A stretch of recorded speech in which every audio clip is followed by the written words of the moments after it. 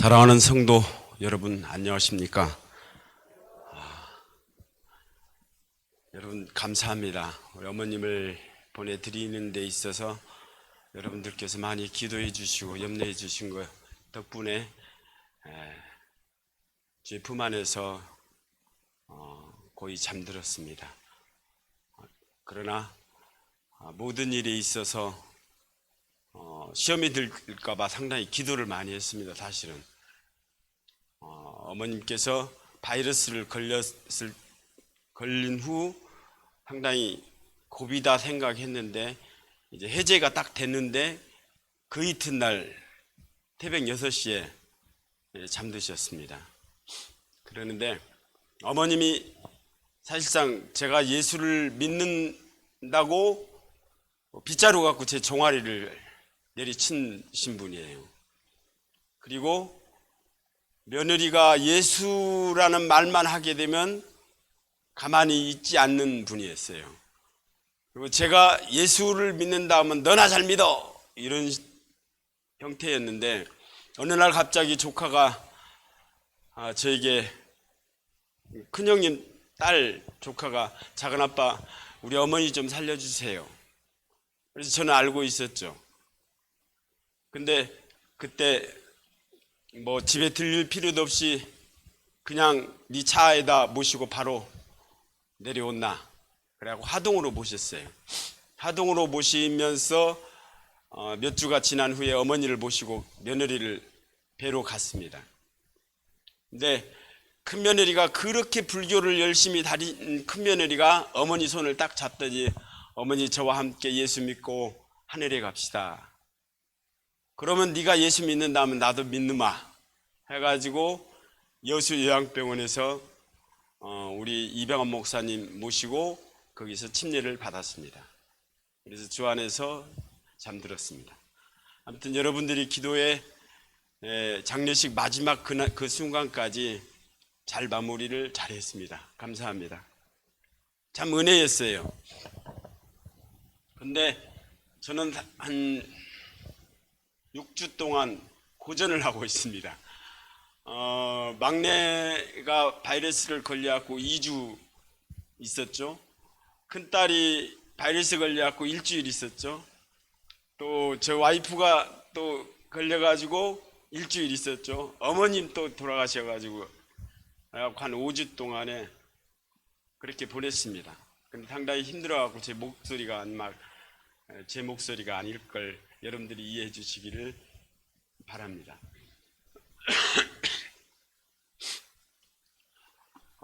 요한복음 1장 19절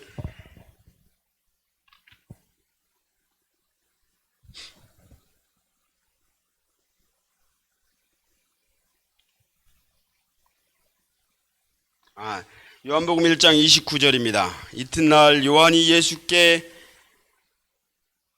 요한이 예수께서 자기에게 나오심을 보고 이르시되 보라 세상 죄를 지고 가는 하나님의 어린 양을 보라. 보라 세상 죄를 지고 가는 하나님의 어린 양을 보라. 이 기별은 어마어마한 기별입니다. 이 기별은 창세부터 전해져 왔던 이야기입니다. 제가 집에서 보통 때로는 새벽 2시까지 때로는 거의 1시까지 아니면 새벽에 일찍 잘 때는 새벽에 한 2시쯤에 일어난다든가 그러면 성경도 보고 성경 말씀도 보고 역사책을 많이 봅니다. 근데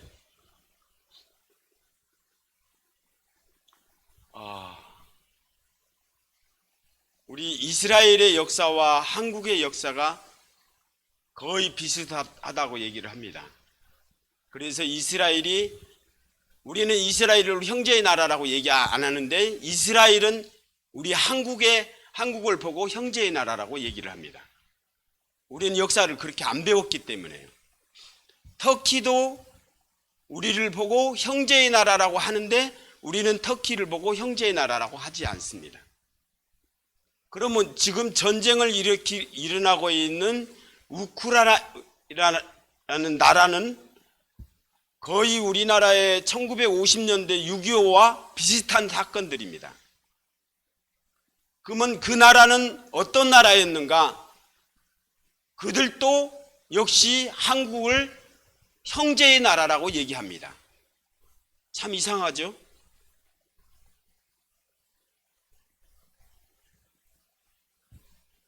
우리나라의 고조선 당시에 그 유민들이 우크라이나를 통해서 아메리카로 이주를 합니다. 그들이 미국으로 간 남미까지 간 사람들이 그 옛날 이주민들이 고려인들, 부여인들인데 그들이 믿는 신이 삼신을 이야기를 많이 합니다. 근데 지금 우크라이나 이 나라도 삼신 이야기를 많이 합니다. 역사적으로. 그러면 저기 이 터키까지 헝가리, 카자흐스탄, 우즈베키스탄, 몽골 이쪽으로는 어떨까요? 헝가리 같을 경우에는 뭐라고 우리 한국을 두고 뭐라고 얘기를 하느냐 하면 제 이야기가 아닙니다. 학자들이 얘기하는 얘기고 최근에 드러나는 이야기들입니다. 헝가리 같을 경우는 우리 할아버지의 나라입니다. 이렇게 얘기해요. 터키 같을 경우에는 우리 아버지의 나라입니다. 이렇게까지도 얘기를 한답니다. 왜냐하면 터키에 고려인들이 많이 살거든요. 지금 현재 고려인들이 송정리 쪽에 약 한 1만 명이 와 있습니다. 거기에 선교사가 누가 와 있냐면 우크라이나에 있는 선교사가 거기 와 있어요. 최근에 새롭게 하소서 유튜브를 제가 보면서 상당히 많이 울었어요. 그 어린아이가 기도하는데 그 나라는 우리나라의 종교의 역사는 약 200년이 안 돼요. 근데 그 나라는 기독교의 역사가 1000년이랍니다. 유럽 쪽에 기독교의 배경이 기본이 가장 잘 된 나라가 그 나라입니다. 그런데 왜 전쟁이 일어났을까요? 이제 제가 말씀을 드리겠습니다. 요한복음 3장에 보게 되면 니고데모가 옵니다. 그때 선한 선생님이여 하고 그 나이 드신 분이 80대 노인이 예수님께 옵니다. 저녁에요. 그때 일방적으로 예수님께서 얘기하기를 기분 나쁘지만 거듭나지 아니하면 당신이 결단코 하늘에 갈 수 없습니다. 이렇게 표현을 합니다. 그러니까 이 노인이 그 젊은 사람에게 선생님, 이 나이에 해서 내가 어머니 뱃속에 들어갔다 다시 나올까요? 그러니까 그 다음에 바람이 임으로 불매 하면서 얘기를 합니다. 그러면서 예수님께서 말씀하신 요한복음 3장 11절 한번 보겠습니다.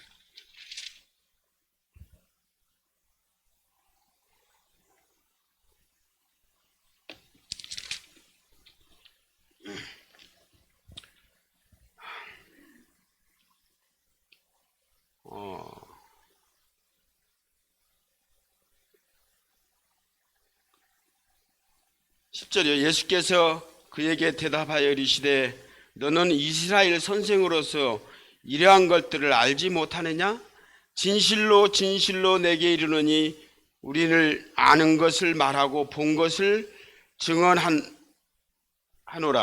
그러나 너희가 우리의 증언을 받지 아니하는도다. 내가 땅의 일을 말하여도 너희가 알지 아니하였거든. 하물며 하늘의 일을 말하면 어떻게 믿겠느냐. 전번에 제가 시간을 쓸 때 뭐냐면 노아 사건을 한번 얘기를 했습니다. 노아 사건을 얘기하면서 그의 셈의 후손이 중에 욕단이라는 이 후손들이 동이족이라는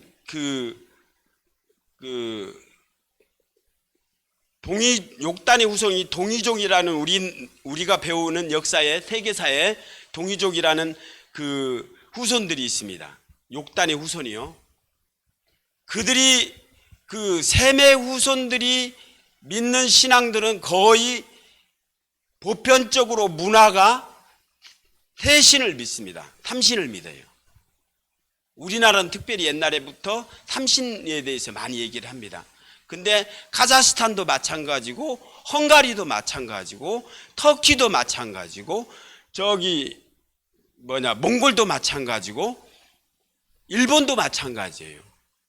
삼신에 대해서 많이 있습니다. 근데 삼신 사상에 대해서는 그 삼신 사상 속에는 뭐가 들어있냐면 창세기 3장에 여자의 후손이 뱀의 머리를 상하게 할 것이요 뱀은 여자의 후손이 발뒤꿈치를 문다고 했거든요. 그자 여자의 후손에 대해서 가르치는데 이게 잘못되다 보니까 어떻게 변해버렸냐면은 음양오행 별들이, 그러니까 제가 요즘 공부하고 있나 책을 보는 것이 세계의 역사는 수메르의 역사다 이렇게 나옵니다. 수메르가 뭔지 알죠?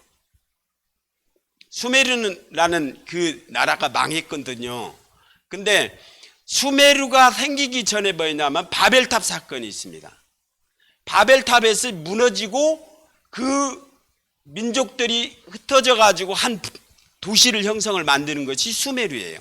수메르에서 나오는 한 민족이 아브람입니다.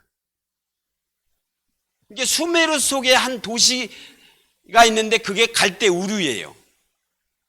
갈대 우르인데 그 사람들을 그러면 아브라함이 갈대 우르에서 나올 때 혼자 나왔을까요? 자기 조카오만 나왔을까요? 아니에요. 거기에서는 그때 당시에 부족이라는 이 자기를 가족을 보호하기 위해서 병사들을 삽니다. 고용을 해요. 오늘날도 그런 나라들이 있잖아요. 자기 나라를 지키기 위해서.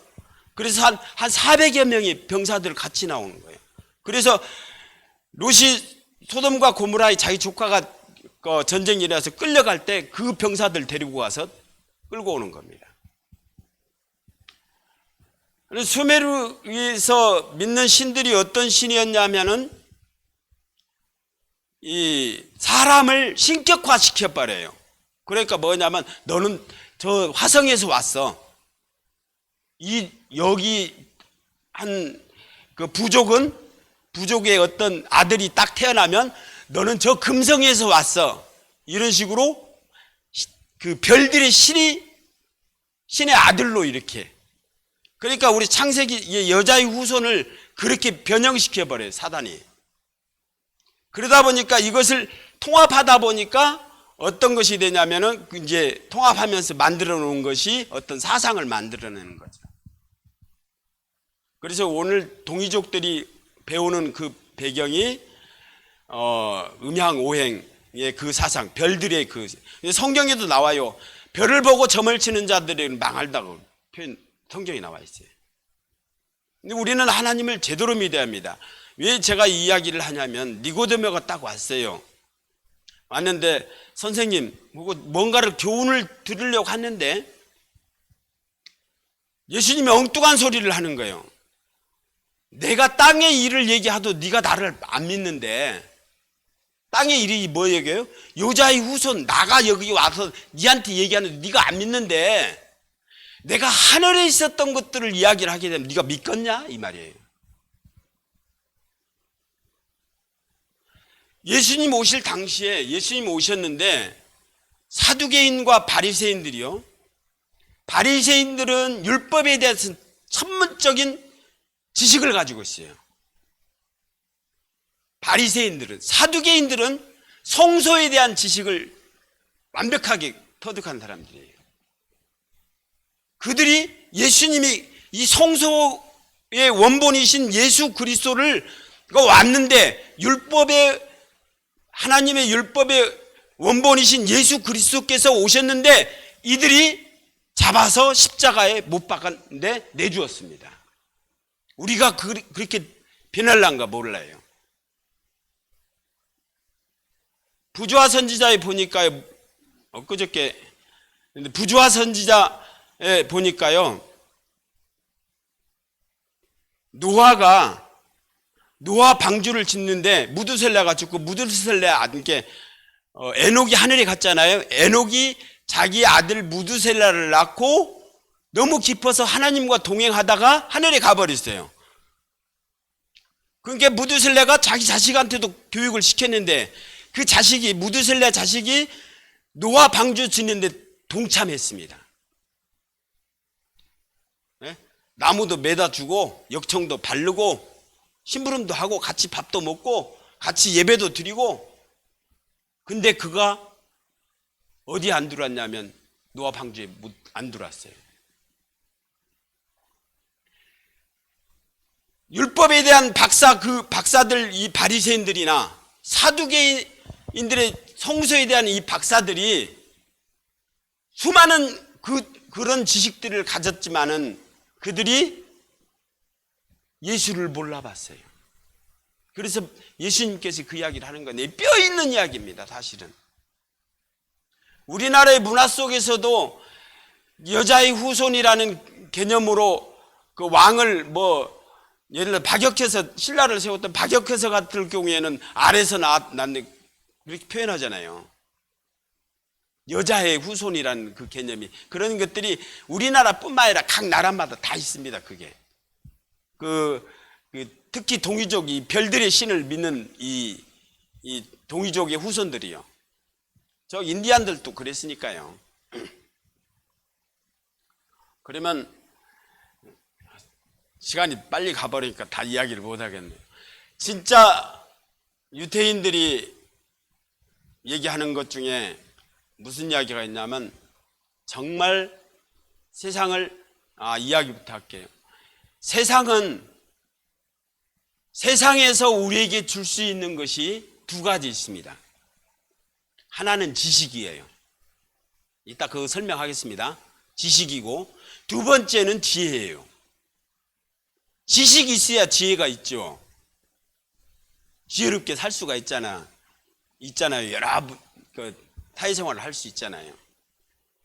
근데 하나님께서 우리에게 주시는 것은 뭐일 것 같아요? 여호와를 경외하는 그 이 지혜의 근본이라고, 이것부터 시작합니다. 지식을 얘기하는 거 아니에요. 그 다음에 두 번째가, 하나님을 믿는 백성들이 두 번째 특징이 뭐였냐면 뭐일 것 같아요? 예언을 가지고 있습니다. 그래서 감사할 수밖에 없는 거예요. 정말 하나님의 백성들이 정말 감사한 이유가 뭐냐면 우리가 예언을 가지고 있기 때문에요. 그래서 요한계시록 1장에 보면 그러잖아요. 이 예언의 말씀을 읽는 자들과 듣는 자들과 그 가운데 기록한 모든 것을 지키는 자들이 복이 있나니 못한다고요? 예수 그리스도를 믿는 사람들은 특징이 있는데, 첫째는 지혜로운 사람이야. 하나님을 믿은 것이 지혜의 근본이니까. 두 번째는 예언을 가지고 있어요. 미래를 알고 있어요. 그래서 이 사람들은 참 행복한 사람들이에요. 근데 유대인들이 얘기하는 행복한 사람들은 어떤 사람이라고 표현을 하냐면요,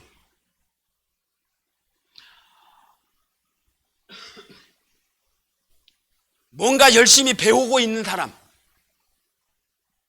제가 1월 달에 웰다잉을 1급, 2급을 패스를 해버렸어요.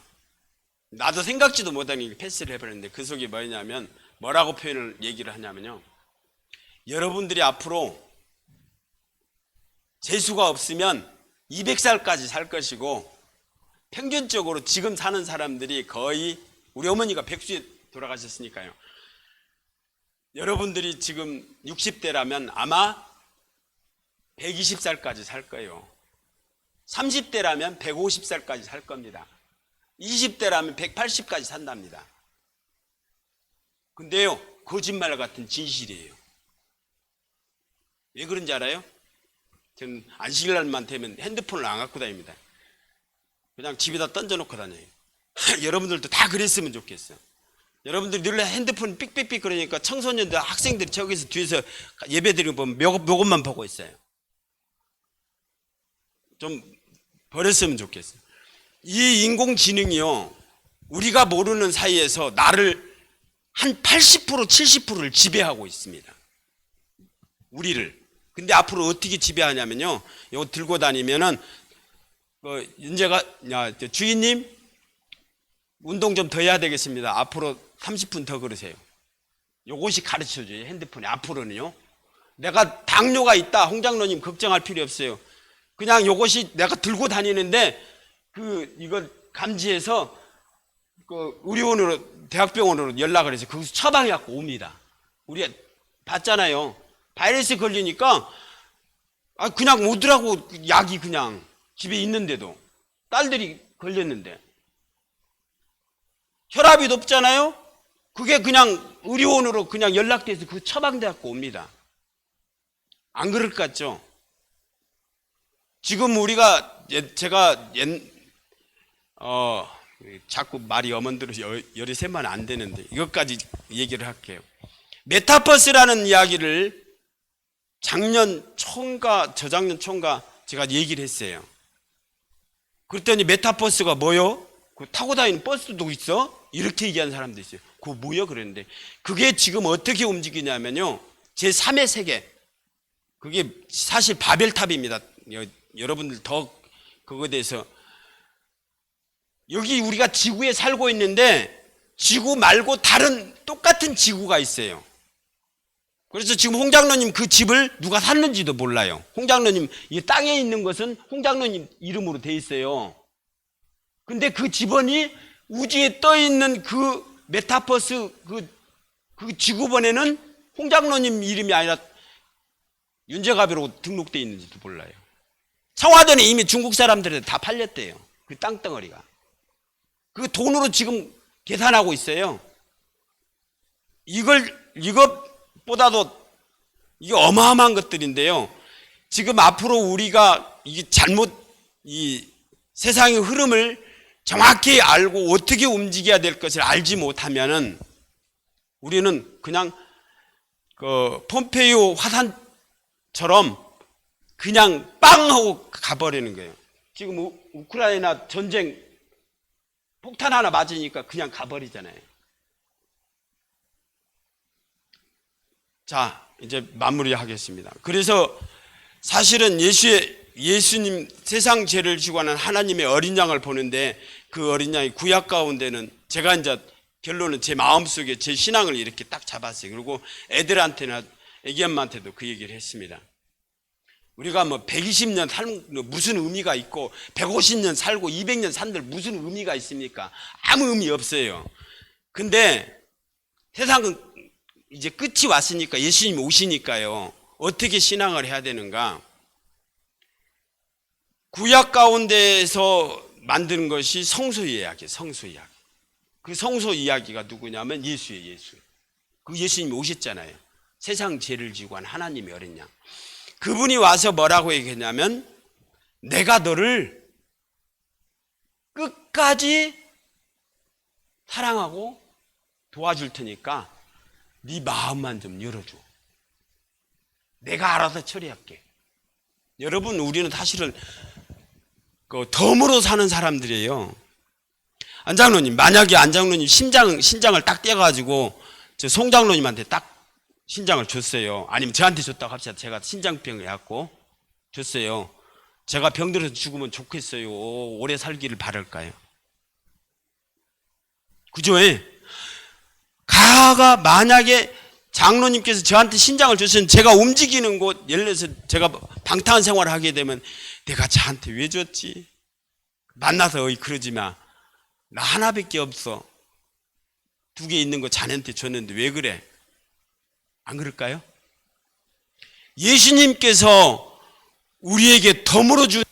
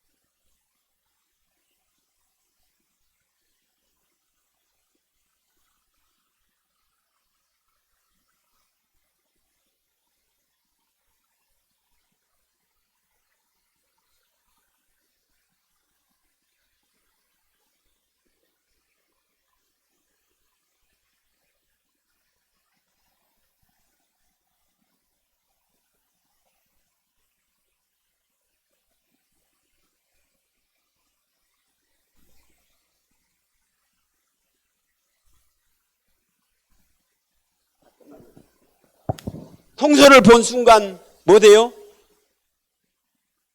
내가 애양간에 소가 없어도 무화과 나무에 열매가 없어도 모세가 하늘 성소를 본 다음에 그거 완전히 변해버려요. 나는 여호와 하나님, 저는 80대 노인이하고 어떻게 이스라엘 백성들을, 근데 하늘 성소를 본 후에, 근데 여러분 그 하늘 성소이신 예수님께서 이 땅 2000년 전에 오셔서 모든 것을 다 평정시켜 놓고 그 다음에 뭐 돼요? 하늘에 올라가면서 봐라, 네가 본 그대로 내가 올 것이야. 그 성소이신 예수님께서, 이게 요한계시록 이야기입니다. 그래서 예언을 갖는 사람들은 요한계시록을 자꾸 봐야 돼요. 그 속에 있는 예수님께서 나를 어떻게 움직이는가. 그래서 내 마음대로 움직이는 것이 아니라, 오늘 또 저는 아침 일어나면 그 기도를 써요. 저는 기도하는 것보다는 기도일기를 씁니다. 감사일기. 하나님, 오늘 또 주의 이름을 위하여 의의 길로 인도하실 것을 인도하여 주옵소서. 이게 아닙니다. 우리의 믿음은 그 믿음이 아니에요. 예수님께서, 우리가 얘기도 안 했는데 요한복음에 보면은 내 법을 너희 심패에 새기고 그랬어요. 내가 윤재갑이가 허락도 안 했는데 내 법을 예수님께서 네 심패에 새기고 그랬어요. 그분께서 하는 얘기가, 내가 너를 인도할 것이다. 몇 번이고, 너희는 마음에 근심하지 말라. 하나님을 믿으니 또 나를 믿으라. 강력한 경고였어요. 그 다음에 하는 얘기가 뭐냐면은, 네 마음만 좀 열어줘. 네가 하려고 하지 마. 내가 할게. 근데 자꾸 내가 주인이 돼버렸어요. 내가 주인이 돼서 내가 뭔가를 하려는 거야. 내가 주인이 돼서 내 자녀를 어떻게 하려고 하고, 내가 주인이 돼서 내 가정을 어떻게 하려고, 내가 주인이 돼서 안식일을 어떻게 지켜야겠다. 틀렸어요. 예수님이 주인이어야 돼요. 예수님이 가자고 하면 가는 거고, 예수님이 너 순교 당해라고 하면 가는 거예요. 여러분 알다시피 6.25 때 우리나라의 기독교인들이 1146명이 순교당했습니다. 저 염전교회 영광에 있는 그 교회는 77명 전 교인이 순교를 당했습니다. 그 장로님, 집사님들이 도망가라고 얘기하는데, 내가 어떻게 예수님의 이름을 짓밟고 내가 도망가겠냐. 나 순교장에 간다고 바로 돌아서 그분들이 그 신앙을 가지고 순교를 당했습니다. 성도 여러분, 우리의 삶이 지금 이 모양 이 꼴로 해서 얼렁뚱땅해서, 이 사단은 우리가 알지 못한 수많은 것들을 통해서 우리를 속이고 있어요. 그렇지만 저와 여러분이 예수 그리스도를 붙잡으면 예수님께서 해결해 주실 겁니다. 아멘이지요? 우리는 할 수 없어요. 여러분 지금, 여러분들 그거 지금 메타버스, 앞으로는 인공지능이 다 하는데, 인공지능 지금 여러분 찾아가려고 하면요, 그 사람들은 1998년부터 7년부터 시작을 했어요. 지금 여러분 머리로 이거 찾아갈 것 같아요? 절대 안 돼요. 그건 할 수가 없어.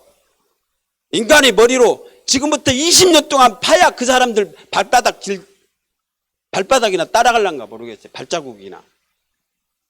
그러나 우리의 대군 미가일 예수 그리스도가 우리의